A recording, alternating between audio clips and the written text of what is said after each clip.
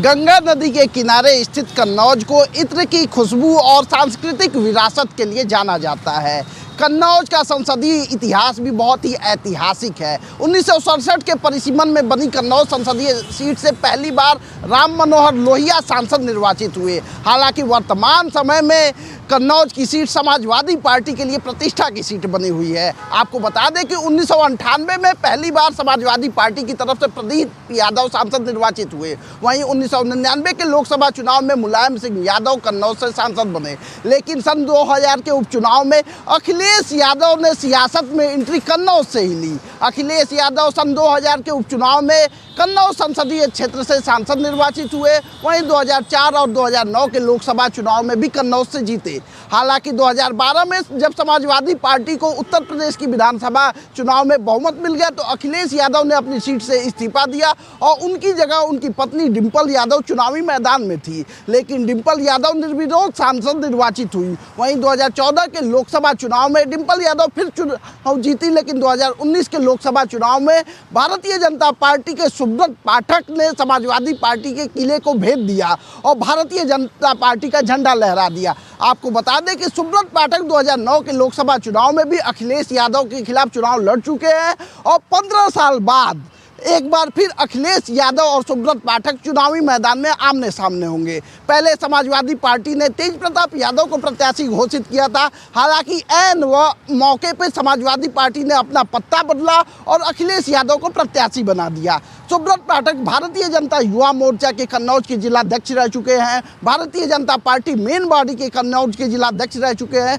वहीं उनकी माताजी कन्नौज नगर पालिका की चेयरमैन रह चुकी हैं। ऐसे में यह देखना दिलचस्प होगा कि 2024 के लोकसभा चुनाव में सियासी पत्ता किसके पक्ष में बैठता है और कन्नौज की जनता किसे अपना सांसद निर्वाचित करती है। कैमरा पर्सन शैलेंद्र पाठक के साथ दिव्येंदु राय, भारत एक्सप्रेस, लखनऊ। मध्य प्रदेश के मुख्यमंत्री डॉक्टर मोहन यादव इंदौर पहुंचे, जहां उन्होंने भाजपा के प्रत्याशी शंकर लालवानी का नामांकन पत्र दाखिल करवाया।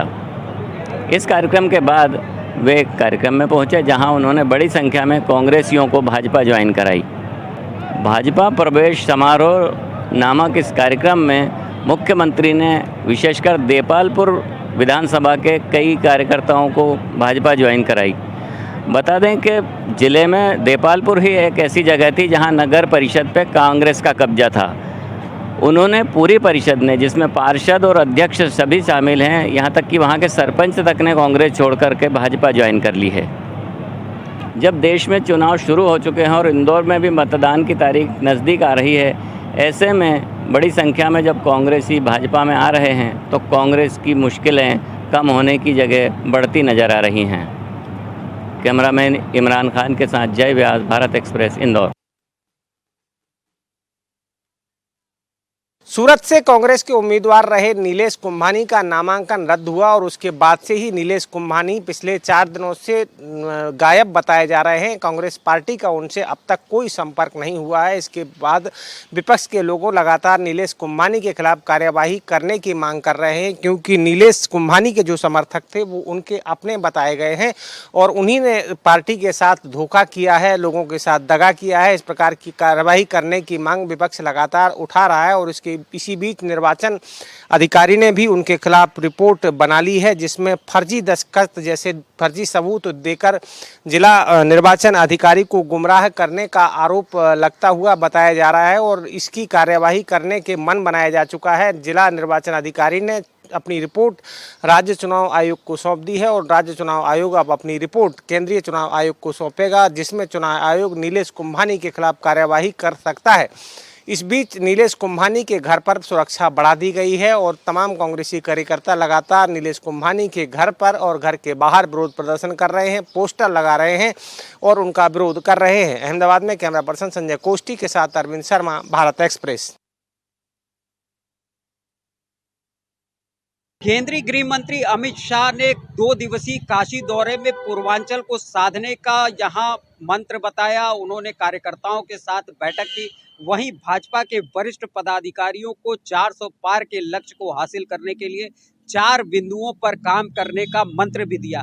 अमित शाह यहां पर बुधवार की शाम पहुंचे थे और उन्होंने प्रधानमंत्री नरेंद्र मोदी के केंद्रीय चुनावी कार्यालय का उद्घाटन किया और इसके बाद उन्होंने वाराणसी लोकसभा क्षेत्र के कार्यकर्ताओं को संबोधित करते हुए कहा कि भाजपा को अगर 400 पार के लक्ष्य को हासिल करना है तो उसमें सबसे महत्वपूर्ण भूमिका काशी की होगी। उन्होंने स्पष्ट तौर पर कहा कि अगर काशी के कार्यकर्ता ठान लें और 4 बिंदुओं पर काम शुरू कर दें तो वो लक्ष्य जिसकी भाजपा ने कल्पना कर रखी है और उसको लेकर इस बार चुनाव मैदान में उतरी है उसे आसानी से हासिल किया जा सकता है। इसके बाद अमित शाह ने यहाँ पार्टी पदाधिकारियों की बैठक की जिसमें उन्होंने पूर्वांचल के लोकसभा सीटों को जीत के जरिए हासिल करने का लक्ष्य भी बताया और साथ ही ये बताया भी कि ये लक्ष्य किस तरीके से आसान किया जा सकता है। तो 2 दिवसीय काशी दौरे पर आए अमित शाह ने भाजपा की स्ट्रेटजी को यहाँ बताया और कार्यकर्ताओं में एक नया जोश भी भरा। उन्होंने कहा भी कि इस मजबूती से अब चुनाव के लिए यहाँ पर दमखम दिखाएं और प्रधानमंत्री नरेंद्र मोदी को तीसरी बार यहाँ काशी से रिकॉर्ड तोड़ मतों से विजयी बनाएं। वाराणसी से सौरभ अग्रवाल, भारत एक्सप्रेस।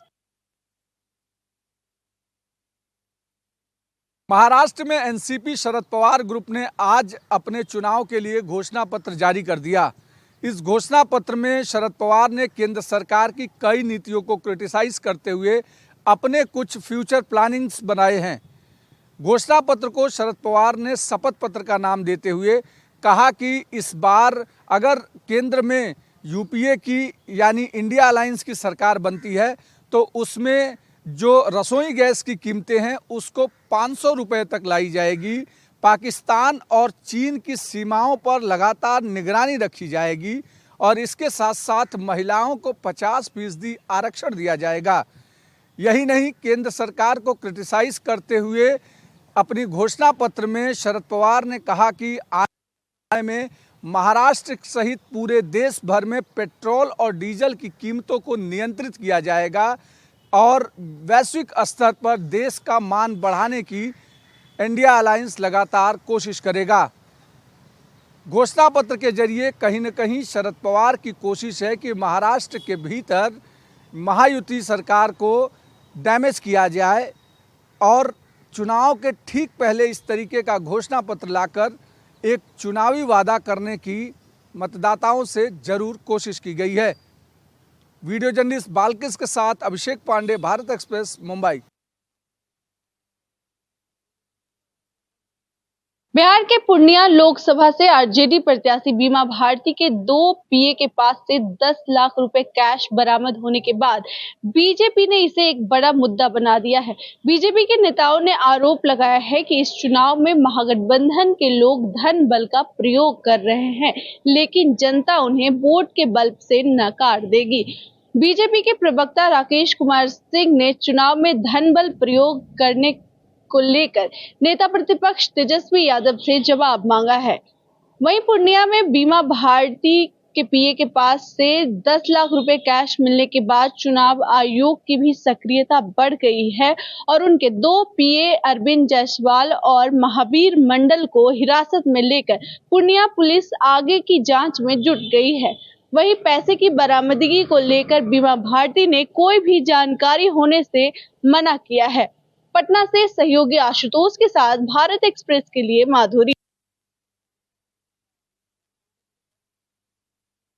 पटना साहिब लोकसभा क्षेत्र के कांग्रेस उम्मीदवार अभिजीत अंशुल पटना साहिब से जीत का दावा कर रहे हैं। उनका कहना है कि हम अपने विजन से यहाँ पे जीतेंगे। जबकि आपको बता दें, पटना साहिब जो लोकसभा क्षेत्र है वो बीजेपी का गढ़ माना जाता है। नए परिसीमन के बाद 2009 में अस्तित्व में आया पटना साहिब सीट, तब से अभी तक बीजेपी की ही जीत हुई है यहाँ पे। अगर पीछे का इतिहास देखें तो 2009 में यहाँ से बीजेपी के शत्रुघ्न सिन्हा चुनाव लड़े थे और कांग्रेस के तरफ से शेखर सुमन मैदान में उतारे गए थे और शत्रुघ्न सिन्हा बीजेपी से उनकी जीत हुई और कांग्रेस बुरी तरह हारी थी यहाँ से। दूसरी बात 2014 की बात करें, मोदी लहर के समय में, उस समय भी शत्रुघ्न सिन्हा यहाँ से पटना साहिब से बीजेपी के उम्मीदवार बने थे और कुणाल कांग्रेस से उम्मीदवार उतारे गए थे। उस समय भी कांग्रेस की बुरी तरह से हार हुई थी और 2019 में जब ये सीट रविशंकर प्रसाद के पास चली गई थी और शत्रुघ्न सिन्हा को बीजेपी ने टिकट नहीं दिया था और शत्रुघ्न सिन्हा कांग्रेस से उम्मीदवार बने थे, उस समय शत्रुघ्न सिन्हा की बुरी तरह हार हुई थी। जो शत्रुघ्न सिन्हा 9 और 14 में भारी बहुमत से पटना साहिब से जीते थे, वो वहाँ पे 2019 में रविशंकर प्रसाद से बुरी तरह हारे थे। देखने वाली बात है कि अभिजीत अंशुल, जिस पे कांग्रेस ने भरोसा जताया है, कितने खरे उतरते हैं पटना साहिब में। पटना से भारत एक्सप्रेस के लिए ज्योति। दूसरे चरण के चुनाव से पहले नेता प्रतिपक्ष तेजस्वी यादव ने प्रधानमंत्री नरेंद्र मोदी से 4 सवाल पूछकर चुनाव को नया रुख दे दिया है। तेजस्वी यादव ने प्रधानमंत्री से पूछा है कि आखिर आप लोकतंत्र और संविधान को क्यों समाप्त करना चाहते हैं। इसके अलावा तेजस्वी ने यह भी पूछा है कि आप आरक्षण छीनकर गरीबों शोषितों के खिलाफ अन्याय क्यों करना चाहते हैं। इसके अलावा तेजस्वी ने यह भी आरोप लगाया है कि गरीबों को गरीब और अमीरों को अमीर आप क्यों बना रहे हैं। चौथे सवाल के रूप में तेजस्वी यादव ने नरेंद्र मोदी से यह कहा है कि आपको बिहार ने 39 एमपी दिया, इसके बावजूद आपने बिहार के लिए क्या किया। इन सवालों के जरिए चुनाव में तेजस्वी यादव ने एक रुख मोड़ने की कोशिश की है और प्रधानमंत्री से जवाब तलब किया है। पूछना चाहता हूं कि आप लोकतंत्र और संविधान क्यों खत्म करना चाहते हैं। मोदी जी, मैं आपसे पूछना चाहता हूं कि आप दलित, वंचितों, आदिवासी, पिछड़ों के आरक्षण को क्यों समाप्त करना चाहते हैं। मोदी जी, मैं जानना चाहता हूं कि आपके राज में गरीब और गरीब होता गया, अमीर और अमीर होता गया। आप क्या बनाना चाहते हैं। मोदी जी, आपसे पूछना चाहते हैं कि बिहार ने आपको 40 में से 39 सांसद जिताने का काम किया, आपने बिहार के लिए क्या किया, ये हम जानना चाहते हैं। और बिहार में आकर के आप काम की बात क्यों नहीं करते। इन सवालों के साथ ही तेजस्वी यादव ने क्रिकेट खेलकर छक्का लगाकर यह संकेत दिया है कि इस बार इंडिया गठबंधन की जीत होने वाली है। कुल मिलाकर तेजस्वी का जो ये अंदाज है वो लालू प्रसाद यादव की रणनीति से प्रेरित है, क्योंकि 2015 के चुनाव में लालू प्रसाद यादव ने भी आरक्षण को एक बड़ा मुद्दा बनाया था और तेजस्वी यादव ने भी संविधान और आरक्षण का बड़ा मुद्दा बनाकर नरेंद्र मोदी के खिलाफ मोर्चा खोलने की पूरी तैयारी कर चुके हैं। सहयोगी माधुरी के साथ भारत एक्सप्रेस के लिए पटना से आशुतोष कुमार।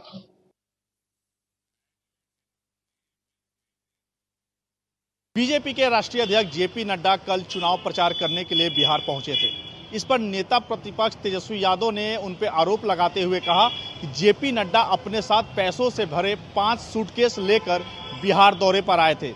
जहां पर 5 लोकसभा सीटों पे चुनाव होने हैं, उन सभी जगहों पे बीजेपी के द्वारा पैसा बांटा जा रहा है। इस पर पलटवार करते हुए बीजेपी के राष्ट्रीय प्रवक्ता शाहनवाज हुसैन ने कहा कि सभी जानते हैं कि बिहार में पैसों वाली पार्टी कौन है। उन्होंने कहा कि आरजेडी ने जिस तरीके से विधानसभा में बहुमत साबित करने के लिए पैसों का खेल किया था, इससे सभी जनता अवगत है। अटैची तो आरजेडी के पास है, पैसा आरजेडी के पास है।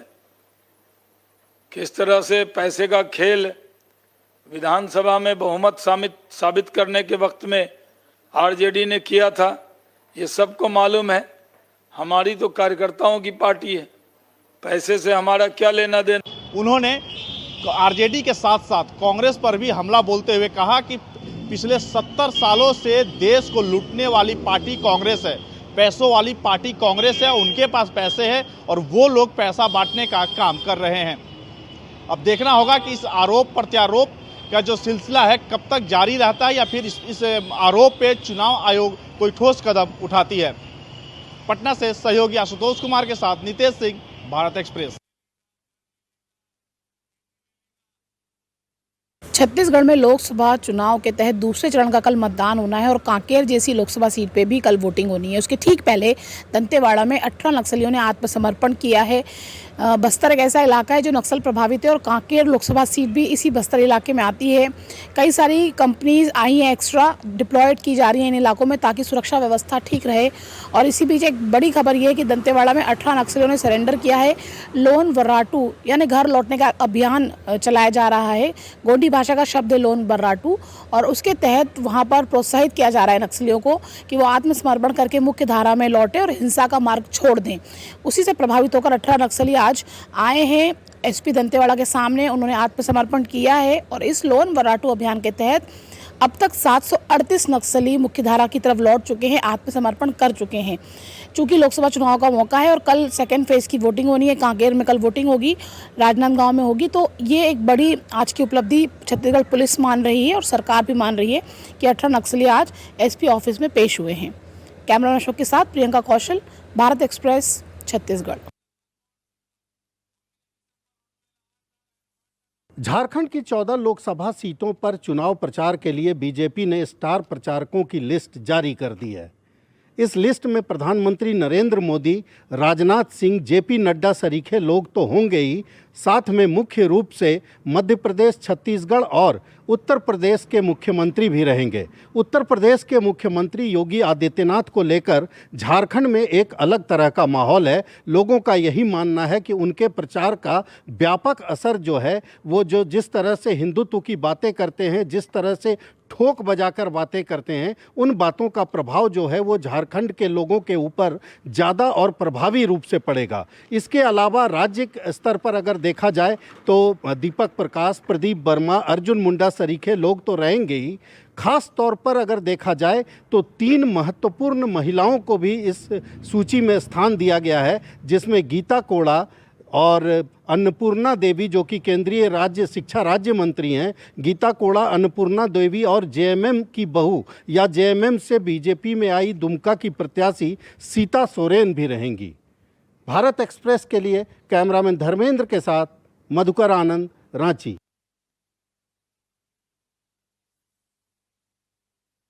राहुल गांधी वायनाड से लोकसभा चुनाव लड़ रहे हैं, जहां पर कल वोटिंग होनी है और जो जानकारी मिल रही है उसके मुताबिक कहा जा रहा है कि कल वायनाड में वोटिंग के बाद राहुल गांधी और प्रियंका गांधी अमेठी और रायबरेली का रुख कर सकते हैं, लेकिन उससे पहले अयोध्या जाएंगे, राम मंदिर में मत्था टेकेंगे और उसके बाद श्री राम का आशीर्वाद लेने के बाद ही आगे बढ़ सकते हैं। सूत्र बता रहे हैं कि 1 से 3 तारीख के बीच में अमेठी और रायबरेली से प्रियंका और राहुल अपना नामांकन दाखिल कर सकते हैं, क्योंकि अभी पिछले हफ्ते ही एक सर्वे करवाया गया था जिसमें अमेठी और रायबरेली के लोगों की राय ली गई थी कि अगर राहुल गांधी और प्रियंका दोनों सीटों से चुनाव लड़ते हैं तो कैसा माहौल रहने वाला है, जिसमें एक अच्छी रिपोर्ट कांग्रेस पार्टी को मिली है। हालांकि गांधी परिवार ही इस पे अंतिम फैसला लेगा कि क्या राहुल गांधी और प्रियंका को चुनावी मैदान में अमेठी से और रायबरेली से लड़ना चाहिए या फिर नहीं, क्योंकि इसके अंदर कई पेच और फंसे हुए हैं। अगर राहुल गांधी वायनाड और अमेठी दोनों से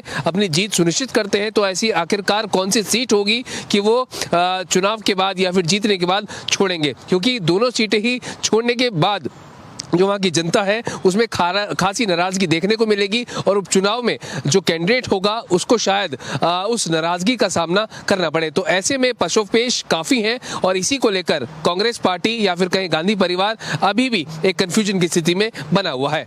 कैमरा पर्सन हुकुम सिंह के साथ प्रशांत यागी, भारत एक्सप्रेस, दिल्ली। मध्य प्रदेश में लोकसभा सीटों को लेकर भारतीय जनता पार्टी कितनी गंभीर है, ये इस बात से समझा जा सकता है कि प्रधानमंत्री मोदी का कल भोपाल में रोड शो हुआ और आज अमित शाह भोपाल आ रहे हैं। रात को 10 बजे अमित शाह भोपाल पहुंचेंगे और रात्रि विश्राम भोपाल में होगा। यहां वो पार्टी के तमाम नेताओं के साथ आगामी रणनीति पर चर्चा करेंगे। चूँकि प्रथम चरण में मतदान मध्य प्रदेश में कम हुआ था, इसलिए कल जो दूसरे चरण का मतदान होना है उसमें भारतीय जनता पार्टी को ज़्यादा से ज़्यादा मत मिलें, उसके लिए रणनीति बनाई जाएगी। इसके साथ साथ तीसरे और चौथे चरण की भी रणनीति तैयार की जाएगी। ये बताया जा रहा है कि अशोकनगर में कल उनकी एक सभा होनी है, इसके बाद राजगढ़ के खिलचीपुर में भी एक सभा होनी है। गुना संसदीय सीट पर ज्योतिरादित्य सिंधिया बीजेपी के उम्मीदवार हैं, लिहाजा अशोकनगर में अमित शाह की सभा एक काफ़ी महत्वपूर्ण सभा मानी जा रही है। इसके साथ साथ खिलचीपुर जो कि राजगढ़ संसदीय क्षेत्र में आता है, यहाँ पर कांग्रेस ने दिग्विजय सिंह को मैदान में उतारा है। भारी भरकम प्रत्याशी होने के कारण अमित शाह राजगढ़ संसदीय क्षेत्र के खिलचीपुर में भी एक सभा करेंगे। भारतीय जनता पार्टी मध्य प्रदेश में सभी 29 सीटों पर क्लीन स्वीप करना चाहती है, लिहाजा अमित शाह का मध्य प्रदेश दौरा काफ़ी महत्वपूर्ण माना जा रहा है। कैमरामैन मनीष के साथ भारत एक्सप्रेस के लिए भोपाल से अजय भटनागर।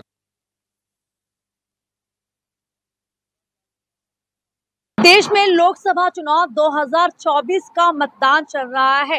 पहले चरण का मतदान 19 अप्रैल को पूरा हो चुका है, जिसमें सभी सीटों पर कम से कम 10% मतदान में गिरावट देखी गई है। ऐसे में इसके पीछे गर्मी को सबसे बड़ा वजह भी माना जा रहा है। तपती धूप की वजह से सुबह मतदान केंद्रों पर काफी ज्यादा भीड़ देखी गई, लेकिन दोपहर होते होते मतदान केंद्र सुनसान पड़ गए।